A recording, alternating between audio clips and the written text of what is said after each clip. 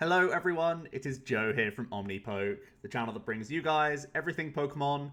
If you're looking for PTCGO codes, make sure you go ahead and check out the Potown store. You can get yourself a 5% discount on your orders using the code OmniPoke.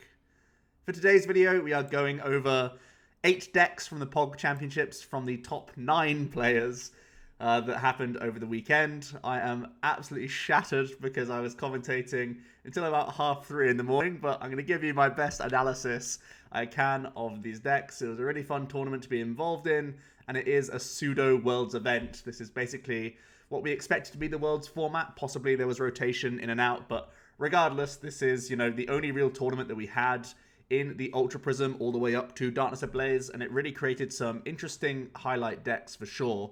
So I'm going to go over the lists, talk about what I liked and disliked about them, mostly liked, and talk about why they were successful. So we will start off with the winner, Isaiah Bradner. It was also the same deck list that Will Jenkins played to top 8.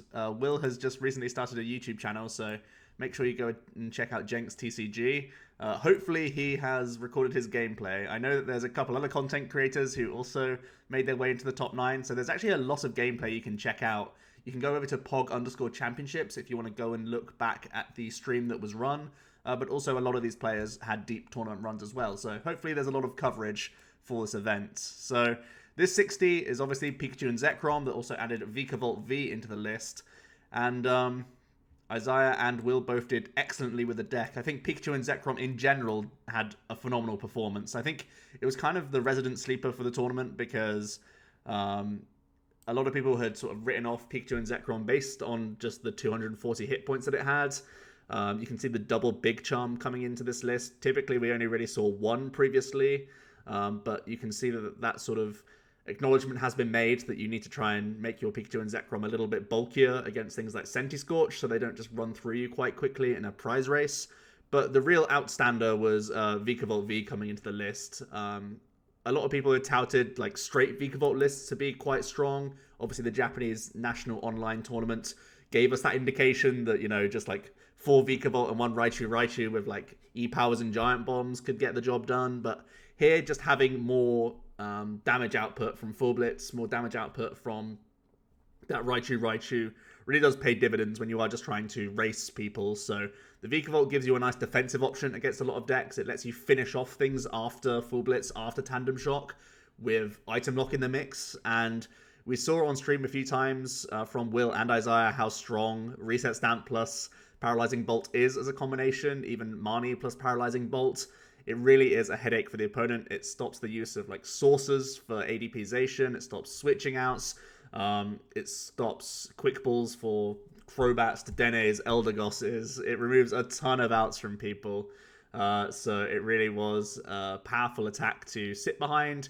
It kind of took the space of Boltund that we saw from previous Rebel Clash lists, and it makes a lot of sense. Again, people expecting Pikachu and Zekrom not to stick on the board quite as much anymore, with Eternatus and Senti sort of roaming around, as well as ADPZ. So Boltund kind of was the star of the show when you could tank as Pikarom, when you were just facing a ton of mirror matches and Dragapults, and that's not so much the case anymore. So adding in these Vikavolts gave you a different perspective, not so much high damage output scale as Boltund would do, but it gives you a lot more defense against the control matchup, which we saw in the final, a lot more defense against Baby Blounds as well, the previous black mark that we had against Pikarom that you kind of just fold to that deck. Now you could try using your Marnies and Stamps alongside Paralyzing Bolt to see yourself through that matchup. So really the Vikavolt patched up a lot of the issues that Pikarom had sort of seen in the past, and that was really cool to see. Otherwise in the list, not too much exciting stuff here. It's still a very simple Pikachu and Zekrom core. The 4 Jirachi count isn't something we've seen for a while. We've seen like 0 Jirachi in a lot of the Rebel Clash lists of Pikarom, so it was interesting to see that sort of make a comeback. Again, the Tag Call package was kind of trimmed out from usual Pikaroms, where Malolana was much stronger in the Rebel Clash meta. Not too much else to say on that front. Also slightly thin on the sort of E-Switch combo count. That might be an indication that Paralyzing Bolt was oftentimes Isaiah's opening attack, and he kind of slowly built into the Pikachu and Zekrom. That's just anecdotal, though. He can still have a decent amount of burst potential to get that turn 1 Full Blitz going second if need be. So yeah, overall, very interesting list, and no surprise to see the combination of the new Vikavolt V in its most powerful form alongside Pikachu and Zekrom, one of the most successful archetypes of the previous Rebel Clash and Sword and Shield formats, etc. So yeah, this is like the best we're ever going to see Pikarom. Obviously, it doesn't rotate himself, but the Electro Powers do, and so does the Mountains. So back to the drawing board for Pikarom, but an interesting showcase of sort of one of the best decks that we've had over the last year or two. So that's awesome.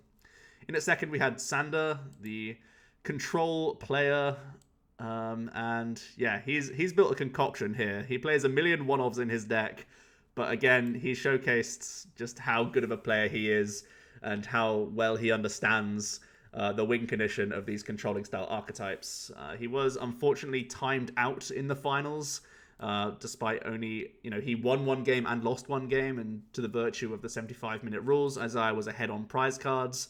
But Sandra's no stranger to this. He's been in plenty of like regional finals, etc., where the same thing has happened. He kind of accepts that as the only pitfall from playing control, but he is successful time and time again in regional championships, and now he's done it on a more international stage, which is awesome to see, because he's brought this amazing concoction with a ton of interesting tech cards.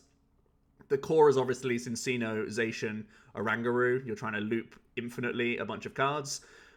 You've got the Delcatty Scoop Up Net package that we saw in some of the Japanese online tournaments. This really helps you respam some of your like 1 or 2 ofs rather than having Pal Pads in your 60. We saw Sandra use this a lot to get things like Channeler back. Gives you a defensive option with Birdkeeper. Gives you more options to like re-piece together your Surge after you've simply used one, and you can get an extra supporter to insta-use at that time as well. So the Delcatty really works nicely alongside that Scoop Up Net. Also, Scoop Up Net can be pseudo-heal. Again, we saw that when he was simply getting paralyzing bolted turn after turn after turn. So yeah, the Delcatty include, very cool, helps you out against the item lock matchup as well. So definitely a key include. Still playing the Make and Pay Persian alongside that Ditto Prism Star to remove a bunch of targets from your opponent's hand size. It was obviously open deck list, so even just having the threat of a Persian at any time makes your opponent play differently, makes them play different cards, sometimes makes them like use their supporter for turn, even when it's like not ideal to use it because they're concerned that a Persian could be coming their way. Gumi's an interesting one with Sticky Membrane just to sort of sit in the active, make it harder for an ADP GX attack in the initial stages sometimes, which is a nice include. It can help out against a few other things as well. Obviously, you are Crushing Hammer based, and you can spam Yell Grunt quite often, and Gumi if you're trying to just like stall to buy yourself cards, which is often the approach here. You're trying to work your way down to the deck size where Oranguru is giving you access immediately to the good stuff, normally Crushing Hammers, let's be honest. 1 copy of Jirachi to give yourself that consistency of Stellar Wishing towards some of these key pieces as well. So that's a really cool include. He does play the 4 quick, the 1 capture, so he does have quick access to the card, which again is a fun include that we've seen. We saw a bunch of Pidgeotto controlling decks work in a small Jirachi package into their lists as that sort of deck went on and on through its sort of lifespan, and Sanders made the include there as well. Zacian obviously the best draw option that you could have. Giratina helping out put things in the lost zone. This could be good against energy recovery decks like Malamar. It could be obviously very good against Mewtwo as well. If there's any threatening attackers, things like Turbo Strike, Solgaleo for one. So that's obviously a big deal to be able to get lost those threats. Giratina, the Dimension Breach, can come in as another Scoop Up Net target. There's a bunch of special energies in the format at the moment with Horror Psychics, Speed Lightnings, Captures, Hiding Dark Energies, a ton of targets for you out there. So Giratina, I'm sure, got a lot of value as a pseudo-enhanced hammer. The Mr. Mime GX for Magic Evens is an interesting one. Both Zacian and ADP hit even numbers post-GX attack, so that's an interesting one to slow people down. I don't know the ins and outs of this Mr. Mime GX too much, but I'm sure there are random spots where attackers are always hitting even numbers. I believe a Sentiscorch also hits even numbers, but it can ramp above 260, so you have to be careful with using Crushings and Yell Grunts if you are going to use Mr. Mime in that matchup, because they are on a multiplier of 4. They can attack with Volcanions, but that's not knocking out Mr. Mime, so it's probably not an issue. Wobbuffet in here for that Shady Tail can help out against Welder Box decks to stop the Victini Prism reload. Same thing for Baby Blounds if they are playing that Victini Prism Star. Also good at slowing down Tapu Koko Prism as well, when Energy Denial is normally a big part of your win condition. Stopping them Cocoing for as long as possible is a good deal for you. Articuno with that Cold Crush GX attack is obviously the only GX option that we have in the deck, outside of Life Trick GX, which heals himself. You can remove a bunch of energies all at once, which is just such a big swing in games. You can completely strand something active that has a high retreat cost that was simply like punching into you turn by turn. Then you can combine it with Stamp, Chip, Surge, Mars, give them no hand, give them no attacking presence, and that's kind of when they stop doing anything, and you can get into your Oranguru loop to gain even more control over the game. For the item cards, man, there's so much here, this is going to take a while. Chip Ice Axe to control your opponent's top deck, just the one copy. Oftentimes you see two in the full controlling package, but Sandra saying that if you can just buy yourself one turn, you can use the rest of your like supporter resources the following turn to stop your opponent doing anything, even off of a random draw card. Crushing Hammers is the key focal point here. You can see if anything's important enough, he'll play 2 copies, but if it's the focal point, he'll play 4 copies. So there's the 4 Crushings and the 4 Quick Balls, the rest are 1 and 2 ofs. Lily's Pokédoll, often you see it in a much higher count, but just playing the 1 copy to buy yourself a turn here and there. Obviously a big deal against ADP if you can buy yourself that 1 turn, but since Boss's Orders came into the format, Pokédoll did become less of a lean-into strategy. As good as it can be, your opponent does have more outs with like triple boss, Eldegoss, and a ton of lists, so it makes sense that we're not seeing the super high count of Doll. Instead, just trying to loop hammers is more effective. Ornery Roll on the 1 count to recycle your stuff. Obviously, you play 2 Oranguru as well, so it's basically like your prize-proofing mechanism. It's why you can get away with just playing 2 Oranguru and a 1 of like all the other stuff. Comms, Quick Balls for getting your Pokemon into play. Obviously has a lot of options here, so these comms come in handy. The Stamp is part of this handlock strategy that he does have. It's interesting to see that Sandra went for literally the control options, so it's like playing Pidgeotto control, but with the Make Do engine instead, with Delcatty in here. So very much leaning more towards the run your opponent out of hand card strategy than run them out of deck. You're like doing that in a much slower process rather than Cincino Mill, which is just saying, I don't care what you're doing, I'm just trying to mill ASAP. That's not the approach Sandra's gone for. It is a control list by all regards. So yeah, the stamps are important. Power Plant, good for shutting off Zeraora, good for shutting off Mewtwo. Probably also shutting off outs to like Dedennes and stuff like that. Definitely a good deal there. Wondrous Labyrinth is pretty clutch as well when you're trying to lock your opponent out of energy attachments. That Labyrinth putting them 1 extra card further, 1 extra energy further is a nice safety net for you. We saw Sandra also able to win his top 8 game in a control mirror match, and he was the one able to maintain Oranguru, and his opponent never was because the Wondrous Labyrinth was stuck in play. For supporters, Boss for trapping, Belelba Bryson Man for speeding up your win condition of Mill. It's something that you weave in once you do have control of the board. Channeler in the list so that you can get around Vikavolt for the most part. Cynthia as well as Cynthia Caitlyn for some draw. Sinlin obviously can get back support as well. Faber and Yellgrunt to remove energies from people. Rosa can help you pick towards your Articuno option, as well as be super flexible at getting you like reset stamps and other key pieces on a certain turn. The Marses, as well as the Jesse James, are part of that handlock combo in combination with Stamp and Surge. And then we just have the energy cards. Capture being better than a second copy of Recycle Energy because it just gets you towards Zacian, and he's kind of the kingpin of the deck. The 1 Recycle Energy, so you can loop your Orangurus much more easily when you're scoop up netting or when you're hard retreating or when it gets knocked out. And then the 2 Waters to work off of the Articuno GX. So that is pretty much the death of Oranguru control. I wonder if Sandra will be able to come up with something in the new format post-rotation where he doesn't have to take prize cards. It's going to be fun to see how he does it, because I'm sure he will. But huge props to him for that 2nd place finish. At top 4, we see Mankin and Vitor. Vitor, the Brazilian player, running just 4 Vikavolt V and saying, item lock's pretty good, Super Zap Cannon does enough damage, let's rock with this. Interestingly enough, we're not seeing the Guzmahala package at all. He's just playing turbo patches to supplement his attachments and saying that I can research and Marnie into the likes of Turbo Patch as well as Tapu Koko in those early turns to get that lock established. This isn't too dissimilar to the Japanese 60 that we did see winning their online event. Instead of playing giant bombs, he's doubled up on the toughness capes.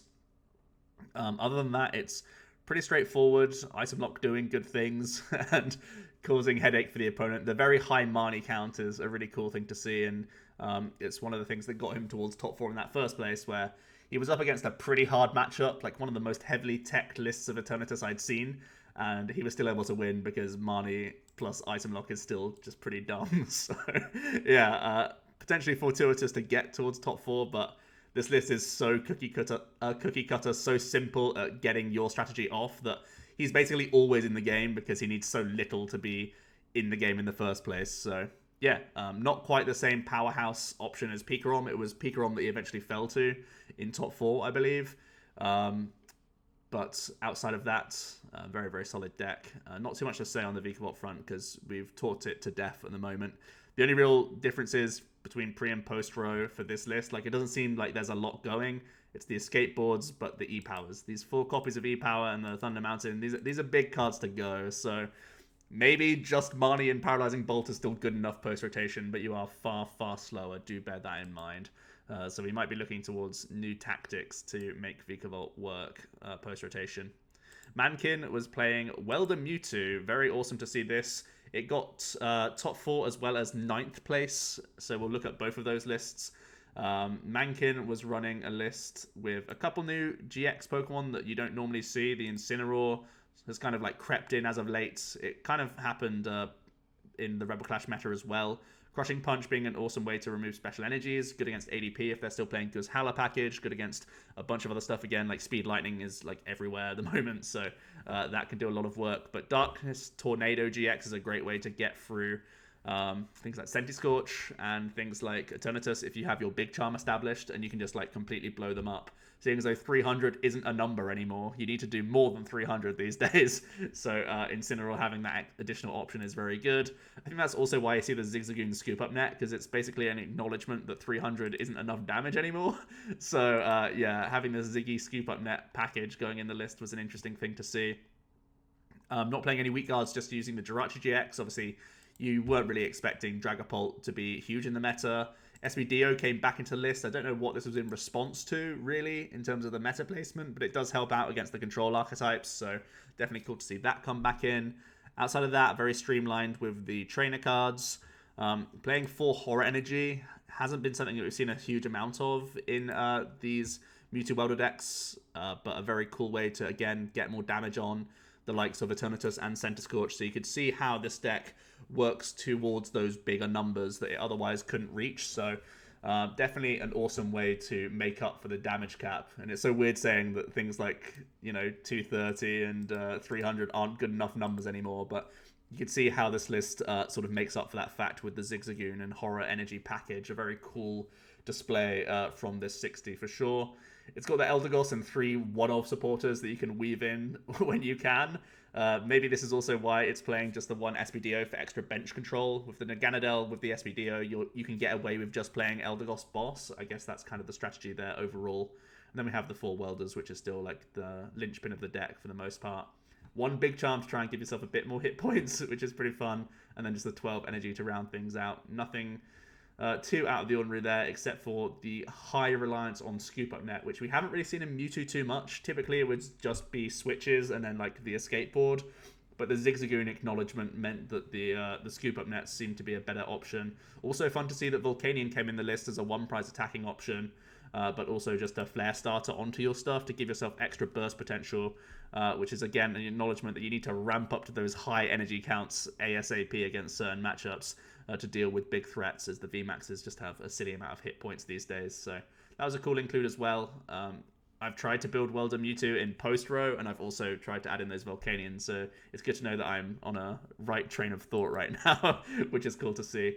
Mewtwo does lose a bunch of those attacking options, but it's still potentially a decent archetype next set, who knows. For then top 8, we have 1 Eternatus VMAX player. It was Brandon Salazar, and it's the sort of straightforward list, not the Weavile build, just playing the Zigzagoon Scoop Up Net package to supplement your damage. Sometimes you can take a free prize here or there. Sometimes you can set other things up for knockouts, which is cool, alongside like your one of Hooper or your Meowth. The Lone Meowth being an awesome way to Grinch early prize cards against Jirachis, put preliminary damage on tag teams or Vs looking to evolve into VMAXs. We saw Brandon use this a lot in his games.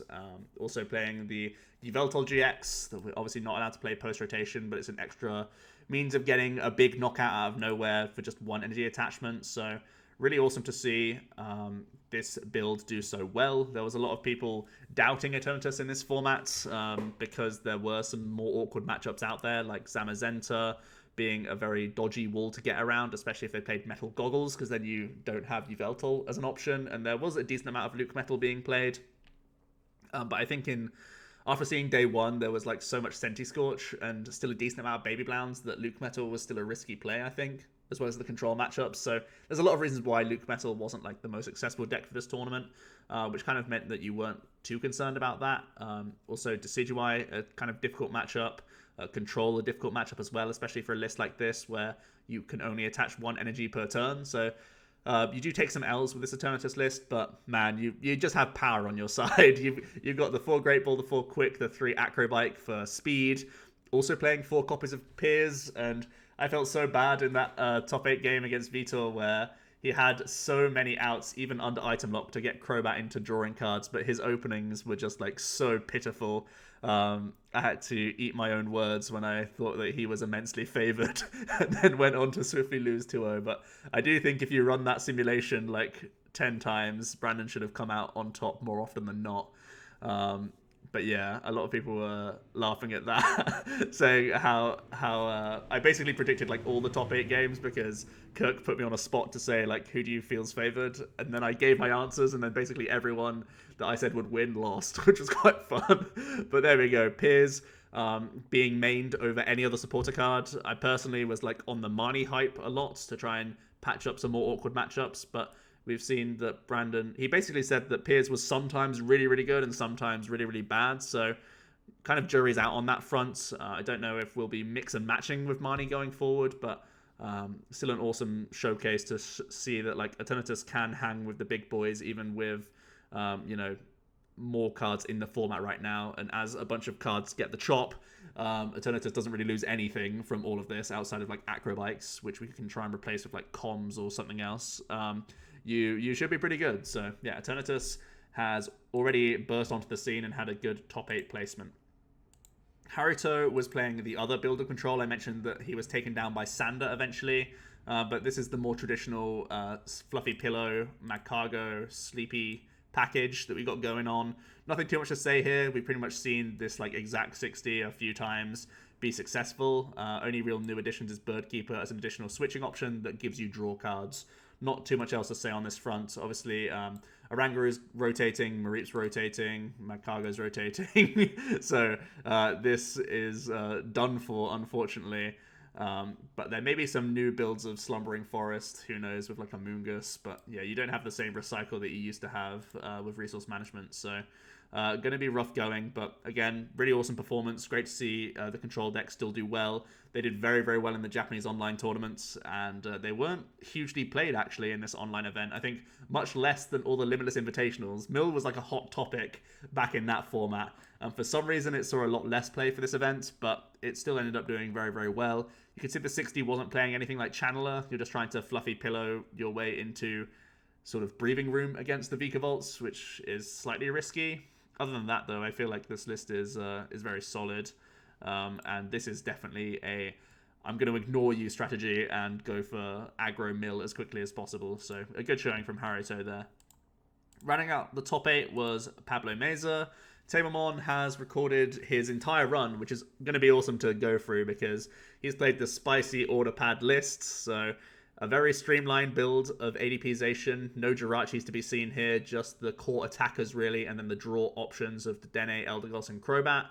Chose not to play anything like Morwile or Duraludon, just playing the complete core of Zacian, Zamazenta, ADP. Those are all the things you need to attach to and just make that happen as much as possible.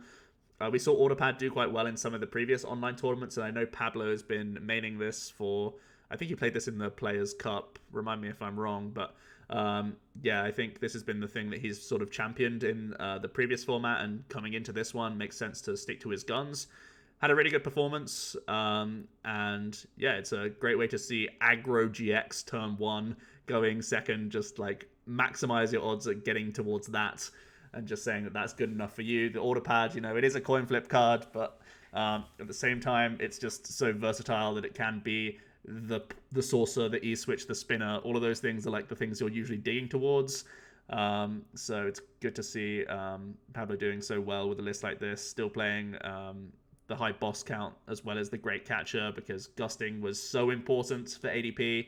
If ever your ADP is still alive, which, with 2 big charms, you have a slightly higher odds of doing that into a few matchups. If you can gust and kill the Denes or Crobats from other people, you are like so far ahead, you basically can't lose in most situations. So yeah, just a very streamlined ADP.